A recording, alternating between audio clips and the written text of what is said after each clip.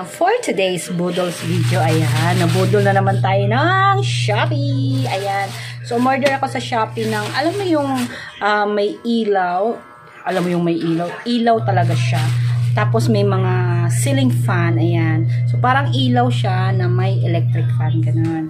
So yun ang binili ko sa Shopee, siguro nagkakahalaga to ng mga 723 ang bili ko dito and kasama na yung shipping fee. So ayan, sabay-sabay natin i-unbox.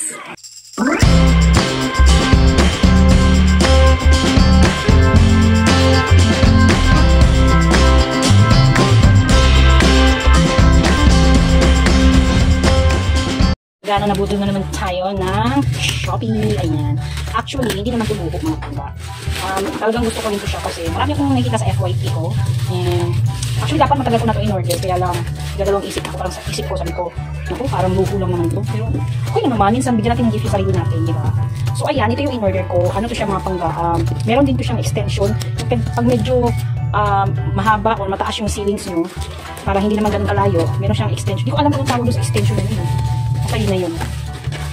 So, ayan. Wait lang mga pangga. Dahil talaga napaka-secured niya. Yung kinuha ko, crystal clear. Meron ding plain white. Pero maganda yung crystal clear mga pangga. Kasi ano, meron siyang chandelier yung style. So, ayan. Sorry. So, ayan yung ating in-order. Ang brand niya ay Mitsushi LED multifunction fan light. Alam ko, nasa 40 kilowatts yata to, pero hindi naman daw ganun kalakas ang kanyang pag-ano ng kuryente. Pero syempre, wala na tayong magagawa dahil in-order na natin to. Ayan siya. So, meron siyang control mode, meron siyang remote. Input voltage niya is 110 to 265 volts. Hindi ko alam kung ano yan. Yun yung 40 watts. And then, color temperature, 3000K, 6500K, CCTV. Hindi ko alam kung ano din yung mga pagla. Basta ang brand niya ay Mitsushi. Ayan. Ayan, Mitsushi. Buksan na natin. Sana hindi siya sira. Kasi pag sira, oh my god, paano na lang. So ito yung sinasabi ko sa inyong extension mga pangga. So dito nyo ilalagay yung bulb niya para humaba lalo na pag matataas yung ceiling nyo. And ito yun siya. So yan. And then, so syempre yung ating LC. So meron siyang ilang LC na to? 6. Parang 6 LC. 1, 2, 3, 4, 5, 6. Ayan. 6 pieces. So meron din siyang remote guide. Ayan, yung kanyang manual. So, yung naka-instruction yan. Kung saan yung on, off ng light. Tapos, kung ilang color siya, tri-color to siya. Tapos, yung fan. Pwede rin na yung electric fan lang yung gagamitin nyo. Or either yung ilaw lang. So, yung brightness din. Pwede malakas, pwede mahina. Warm light. Medium wind. Ayan, may medium wind din pala mga pangga. Kung gano'ng kalakas yung wind na ano dyan sa electric fan. So, ito siya. O, parang ganyan. Klaro ba? Nag-blur. So, ayan siya. Ayan, ito yung kanyang instruction.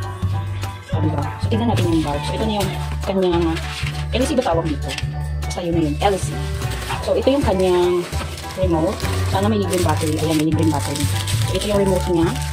So, yung battery niya is AAA. Siyempre, ilalagay na natin yung battery niya. Hindi na tayo magpatumpik-tumpik. Ilagay na natin yung battery para ma-check natin mamaya. Ayan. And then yan. Okay, baliktad. Ayun lang. Ayan, no? So, prepare na yung ating remote control. So, syempre, yung ating pangmalakasang bulb. So, ayan. Ito yung bulb mga pangga. Ayan. O, diba, parang crystal clear. So, meron namang bulb na plain white lang siya mga pangga. Parang ganito. Ay, hindi. Wala pala siya sa ano. Parang ganito siya. Plain white. Ayan. Parang ganito. Ito yung pinili ko kasi parang social siya mga pangga. So, ito yung bulb niya. Ngayon, kung masyadong mahaba ang ceiling nyo at hindi aabot yung tama ng kanyang electric fan, pwede mo itong ilagay dito mga pangga. So, is-insert nyo lang yun dyan. Yan.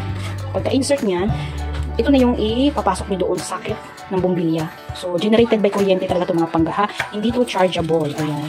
So, ayan siya. So, after niyan, ilagay ko na to kasi nga, medyo maano yung ceiling namin. Hindi naman siya ganun kababa, pero ay kataas. Pero gusto ko yung medyo abot yung sahig. So, ilagay na natin yung ating LC. LC kang tawag dito. LC ba no? LC yata. Basta yun na yung LC. Hindi ko alam kung para saan to eh. Saglit lang. Check ko muna. Parang dito yata to. Saglit. Saglit lang mga pangga ha. So, yung instruction, wala naman siyang ibang instruction, yun lang naman. Wala namang laman na sa loob, yun naman ba? Wala na. So, ano yung instruction dito? So, try natin. Ano ba ito? Ganyan? Ganyan? Ano ba? Ano yung use nito? Basta, gawin na natin ito, baka wala lang yan. Tapos, lagay na natin yung ating LC. Wala pa. So yan, ilagay lang natin yung ating LC. So siguro ganyan or pabaliktad. Ito. So ang paglagay ng LC, diba yan sa harap? Palikot siyang ganun. So ayan, pasok siya ganun. Tama ba? Parang baliktad. Parang ganun yata ang paglagay mo. Ano ba? Saglit lang mga pangga. So yun nga, ipapasok na siya, ipupush lang siya. Yan, ito yung sa likod. Yung may parang ganyan-ganyan. Yan. Ipupush lang pala siya mga pangga. Hindi naman siya nag-lock, pero ipupush lang ganyan. So malaman naman natin yan pagkalilipad eh. Pagkaano kung lilipad siya. Yan, so wait lang. Discount ako sa paglagay. So pag lumipad, ibig sabihin, bali yung pagkakalagay natin, palpak tayo mga pangga. So hintayin lang natin na lumipad siya. Wala naman tayong choice dahil hindi natin alam kung tama yung ginagawa natin. Kasi wala naman siya instruction guide kung paano ilagay. So hula-hula na lang yung gagawin natin mga pangga. So ayan, wait lang. Nakikita ba? Hirapan ako. Ayan, push lang. Push lang ng push. Yan. Okay. So yan, pag lumipad yan, matik. Kasi ayaw na naman siyang tumulak eh. Pag lumipad ko, takbuhan na lang tayo mga pangga. Kasi yung matamaan, siya yung nabibinggo. So ayan mga pangga, nakalagay na, no? So double check natin, push natin ng konti. Kasi baka mamaya okay na sana kung lumipad sa mukha, huwag lang sa TV. Ayan. So ngayon, install na natin siya, no? Wait lang, install natin. Ayan mga pangga, ilalagay na natin yung ating tawag nito, bumbilya ng electric. So ito, nakapatay ito mga pangga kasi baka mag-empty tayo. So yan, try natin. Cross finger heart. Wait lang, kapita ko na yung bigay mo na yung bumbilya. Tapos, lagay na natin. Ano ba yung tama? Wait lang. Ito na lang wait natin.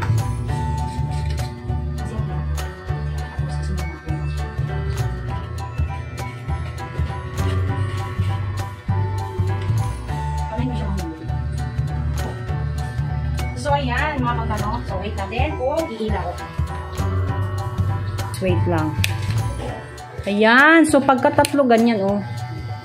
Ano pala mga pangga, pwede na rin pala siya sa switch, nakokontrol na siya sa switch, pa-change yung light niya. So, yan. Yan yung color white. So, isa ulit. Patay. Ayan. White pa rin siya. May electric fan. O, diba, gumana siya. Siguro pwede naman yung ilaw lang muna bago electric fan. Oh. Di ba masyadong mababa, ma? Di ba kaya mababa, mga pangga? Comment down below. Tama lang ba? Buksan ulit. So, ayan mga pangga, no? Hindi ko na lang tinanggal yung extension niya kasi pag tinanggal ko yung extension, sasagi itong electric fan dito sa may parang So, ayan. Ito yung remote. So, kung pwede natin patayin yung ilaw. Ayan. Tapos, electric fan lang. Ano ba? Ano ba yung CCTV? Wait lang. So, nag-gets ko na mga pangga. Itong parang electric fan na to, ito yung pipindutin mo. Pag electric fan lang yung papaganahin mo. Pero, pag ilaw, ito lang din ilaw. So, ayan. Try natin. Electric fan, diba? Hindi siya gagana. Ay, gumana nga pala. Ayan.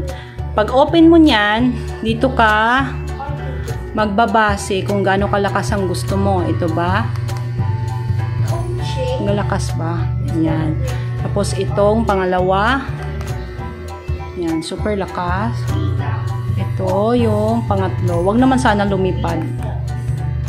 Ayan. So, ayan siya mga pangga. Tapos, balik test number 1. Ayan, malakas na rin siya, no? Tapos ilaw. Tapos babaan natin yung ilaw. So, itong mood mga pangga, ito yung parang mag-change ng kulay ng yung ilaw. So, try natin ipindutin yung letter M. O, diba? Liwanag. Tapos, ito ulit. O, diba? Tapos, ito ulit. O, tatlo siya mga pangga. Kung gusto mong patayin ng electric fan, ito lang pindutin mo ito. Yan, patay na siya. O, diba? Tapos ito sa ilaw. Yan. So, pwede na rin na hindi ka magdepende dito sa switch mga pangga kung tinatamad ka. Pero, lagi nakasaksak yung switch. Diba? Pero pag naka-off yan, syempre hindi gagana. So, kailangan mo pa rin talaga siyang ipindutin yung switch on bago ka mag-on. Pero pwede naman na automatic on siya mga pangga. Isi-set mo siya ng automatic on dito. So, ayan. So, naka-switch on na siya. Ilaw. Tapos, electric fan. Oops. Ayan. O, diba? Pause. Itong pangalawa. Ayan. O, diba? Hinaan natin yung ilaw. Ito.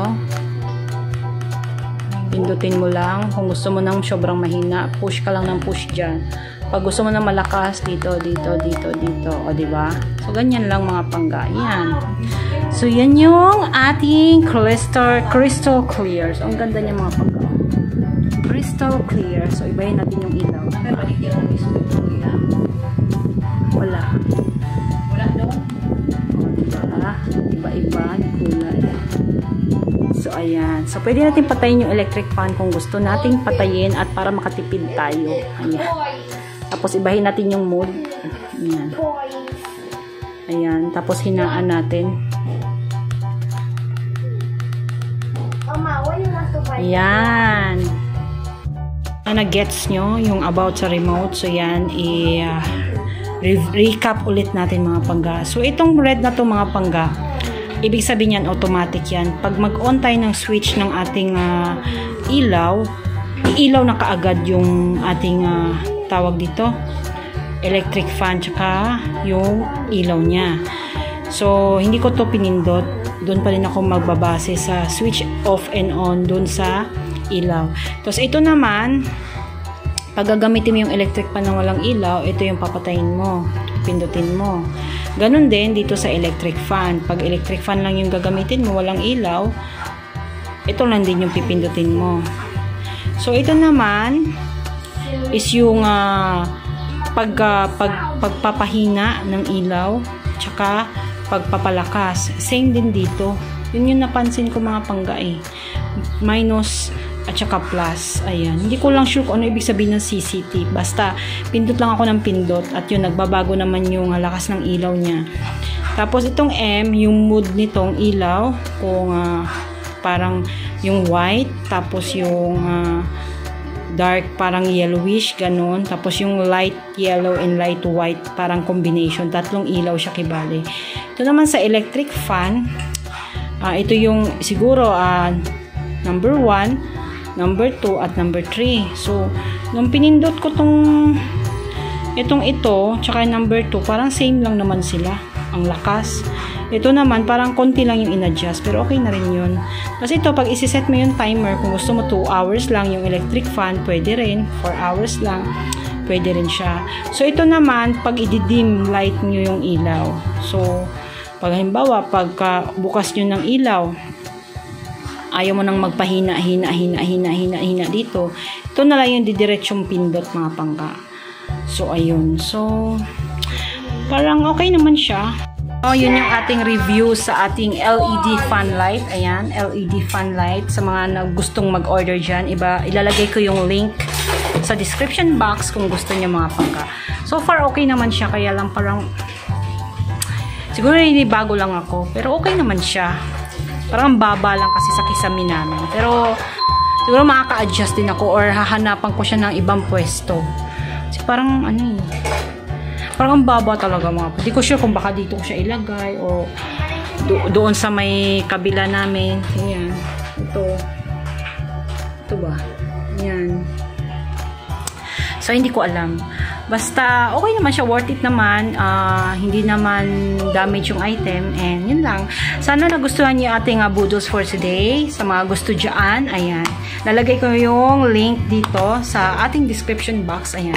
So, sana nagustuhan nyo. Ayan. Nauutal ako. Sa mga hindi pa nakapag-subscribe sa YouTube channel ko, ayan. Do subscribe to my YouTube channel, Panggaming Guy. And hit the notification bell para ma-update kayo sa mga bagong videos na i-upload ko. Ayan. Boodle time na naman mga pangga na parang 50% na gusto. Parang 50% na okay lang. Ayan. Sige na. Bye!